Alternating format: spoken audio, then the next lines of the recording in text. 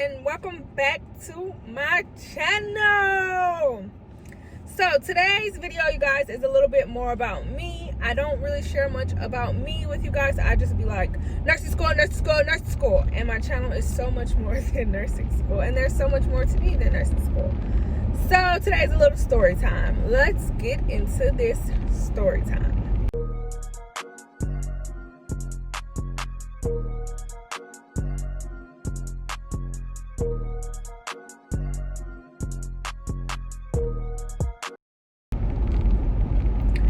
Okay, so I joined the Marine Corps fresh out of high school. I graduated in May. I left for boot camp in September. I'm giving you my background on how I grew up because you gotta know to know how I struggle. I grew up kind of sheltered, kind of spoiled. Sheltered, I mean like I got everything I want. I never really saw a struggle and things like that. Not to knock anyone else's struggle, but I didn't. So forward to me leaving for boot camp. First, let me tell y'all how I even got in the Marine Corps. I didn't do no research. I didn't do nothing. I took an ASVAB and I got a 52.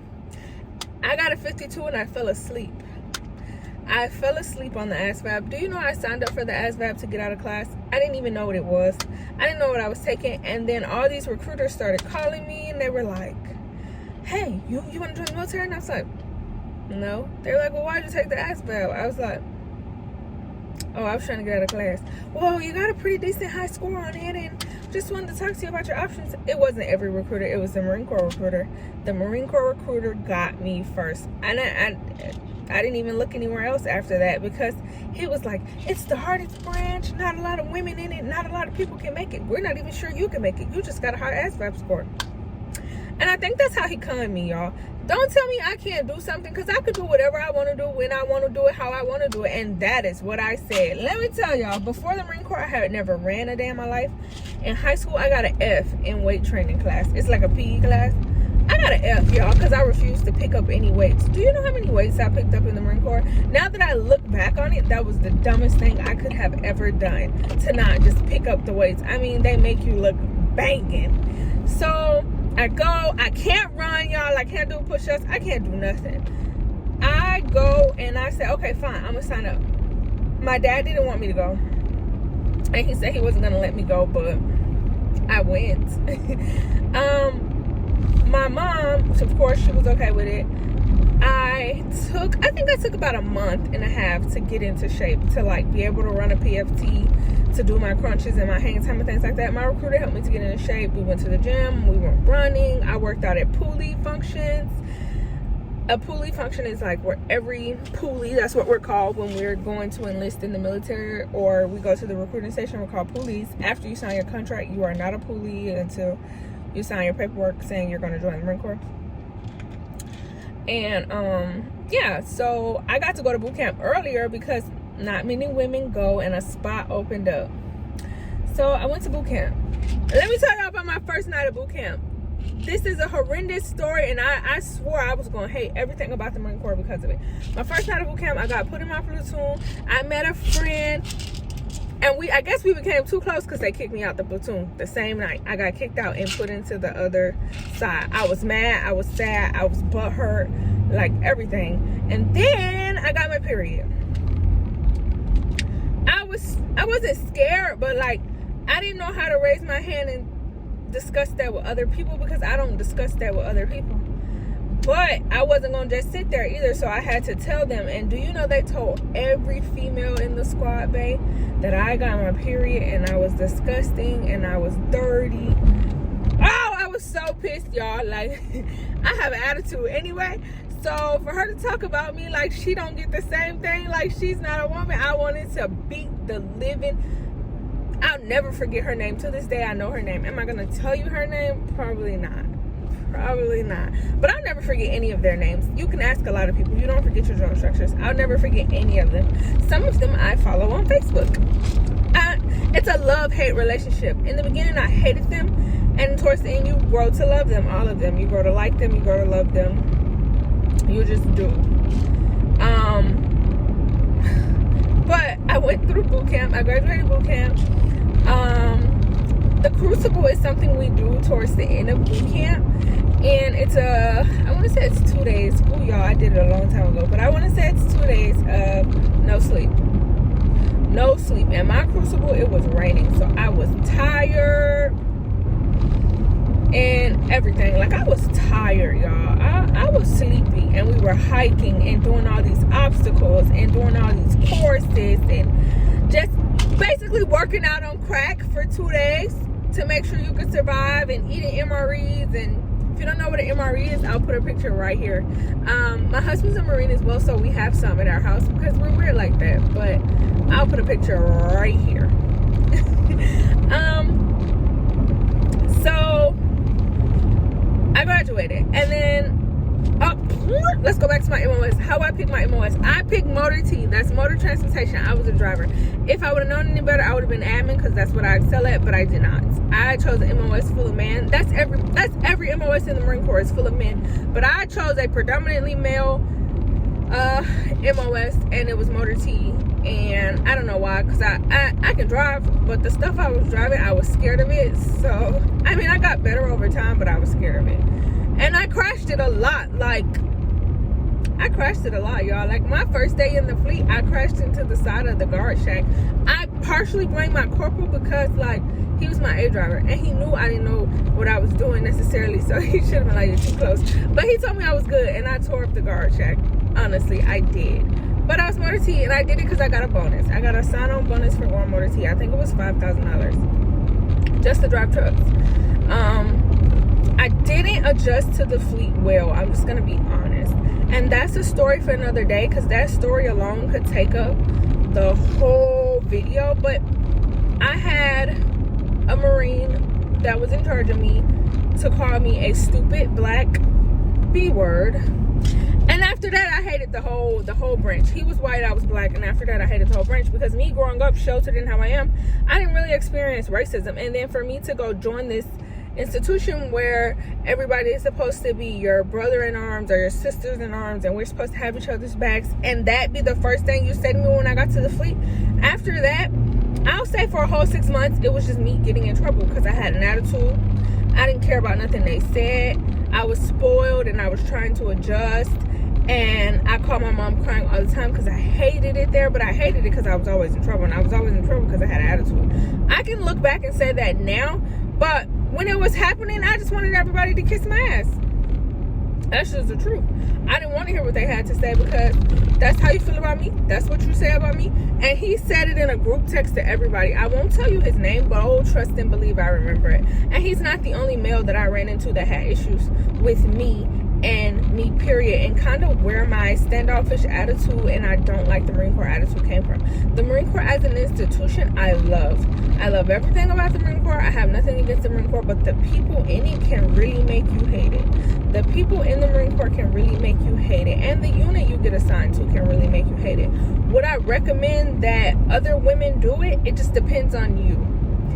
If you're someone that's tough, you like to PT, and like you predominantly hang with dudes anyway, like you're one of the boys, go for it. But if you're more feminine, baby, join the Air Force or the Army or the Navy, because you'll still be able to keep that. In the Marine Corps, I had to become very, very hard.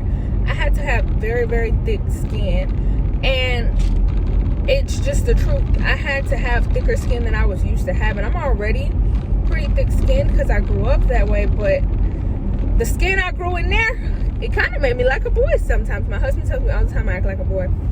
But it was just how I had to protect myself, because when I first got in there, I found out I had anxiety, something I didn't even know I had. But I developed it in the Marine Corps because everything was so... I just went through a lot. I had really bad depression in the beginning and really bad anxiety. I still deal with my anxiety and my depression because some of the things that took place, like, I think I need to let them go, but I haven't let them go because that's just me. But overall, I was able, let's get off the I won't say bad side, but maybe negative side of things. Overall, I was able to do 2 deployments. I went to Afghanistan and did Operation Enduring Freedom. I was a dispatcher out there. It's kind of like the civilian world dispatchers, but a little different. And I was also QC out there, and I also helped to close down Leatherneck. So we were pulling out a lot of materials and supplies. I was also a fire safety. I was a lot of things. I had a lot of billets. I also picked up corporal when I was in Afghanistan, and a lot of people didn't want to see that, because once I picked up corporal, they needed to get away from my desk, because I was saying whatever, whenever, however, because that's the rank I had problems with mostly, was corporals. I had no problem with any other rank. Like, we were just chilling. It was cool. I didn't have, but corporals for some reason wanted to bother me when I was under them. But once I became one, it's like your problems magically go away, because they know you can chomp them off too.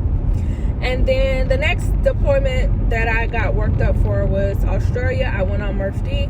MRF-D, I had the worst leadership in the United States Marine Corps. Like, there is no worse leadership than the leadership I had then. That leadership was just so... It was horrible. It was horrible. It was a horrible deployment. It was horrible leadership, but I enjoyed Australia. I got to see a lot. I got to do a lot. And like I said, I don't regret my experience at all, because the Marine Corps is why I'm able to do so many things that I'm doing at the age of 25, and that I can afford at the age of 25. Like, the Marine Corps affords you a lot of opportunities. Not just the Marine Corps either, the military in general. It just opens up so much opportunity, and you can do so much with it. Like I said, I don't not recommend it for other people, and I've been told by a lot of my higher ups that there's another part of the Marine Corps you should stay in. You should go see the other part. And at one point I thought about it, because the higher ups that were telling me this, higher ups are people who outrank you a lot. Master sergeants, gunnery sergeants, master gunnery sergeants, first sergeants, things like that. That I could go see a different side if I wanted to. And I thought about it, but towards the end of my enlistment, I got pregnant, because I met my husband in the military, and I married my husband. So that's another reason I am grateful. But we decided, I won't even say we decided to have a baby. We had a baby, or I was having a baby. And I'll never raise my child as an active duty parent, because I've seen active duty parents and they don't see their children. They rarely see their children, and I've done deployments. I'm not spending 6 and 7 and 8 months away from my child. That's not for me. That's not for me. Especially not my first child. That's not for me. So that was the end of, I knew that was the end for me when I found that out. It was no more thinking about staying or anything like that. And then, right, you guys, I got in trouble. I had never been in trouble, like, for real. I got in trouble right before I was going to get out for something so stupid and frivolous. I was getting out on terminal leave in a day, and I got in trouble the day before, because I had a friend. She was a lance corporal, I was a corporal, and I was so-called fraternizing. I got in trouble for fraternizing. I was fraternizing because I was still her friend. This is how you know my leadership was cracked me, because he was just looking for a reason to bother me, and that's the best reason he could find, so he went with it. And you know, I'm okay with it, because you know what my DD 214 says? It says Corporal Antonia Carhart. So I don't care. I'm gonna be honest, I don't care. And even with all those bad tastes in my mouth, I met great people in the Marine Corps that I'm still friends with, and then I met great leadership in the Marine Corps that I can still reach out to if I need something, or if I want to know something, or anything like that. It just wasn't for me. Do I miss it sometimes? Yeah, it was the easiest job I ever had, making money. Sometimes I miss it. I do. Sometimes I miss the parties, because it's just like college, you guys. You think I didn't get the college experience because I didn't go to college fresh out of high school? No, I went and got paid to go camping and party. And yeah, we did have things like deployments where you could potentially die, but you could die anywhere. So don't let that be something that stops you. I do miss that though. Like, the barracks were like college rooms. I had a roommate. We had parties. We had fun. It's not all work. Well, it's a lot of work. It is, because you can have duty. You go on deployments. You go on training. You go on field ops. I hated field ops, but I never ate MREs, y'all. Anybody who knew me can tell you I never ate MREs. When we went to the field, I had more snacks than the mess hall, and the mess hall is a cafeteria. I didn't eat their food. I ate my own food. I enjoyed my own food. Like, I wasn't eating that mess. That mess was not good. No, but like the things that were positive about it and that I took away from it was it has afforded me a lot of opportunities. I can say I did it. I got an honorable discharge. I did not get a dishonorable discharge or anything like that. I didn't mess up my life because them discharges can change a lot. You don't want to get a bad discharge. I didn't do anything like that. Overall, you know, like I was a good Marine. I wasn't a bad Marine. Did I have an attitude? Absolutely. And you can ask anybody who was my leadership if I had a bad attitude. I did. But that's why it wasn't for me. And everything isn't for everybody. And that just really wasn't for me. But that is a little bit on why and how I joined the Marine Corps when I graduated high school and some of my experiences in the Marine Corps. But like I said, I still recommend other people give it a try. I know that it wasn't for me, but I would never change my life. I would never not do it. It was a great experience. Was it all great? No, but what is? So, thank you guys for watching this video. I will do another one because this isn't even half of what I experienced. I will do another video on this topic, but make sure you hit that like, subscribe button, and please comment down below if you're thinking about joining. I can ask any questions that maybe I didn't answer in this video. And yeah.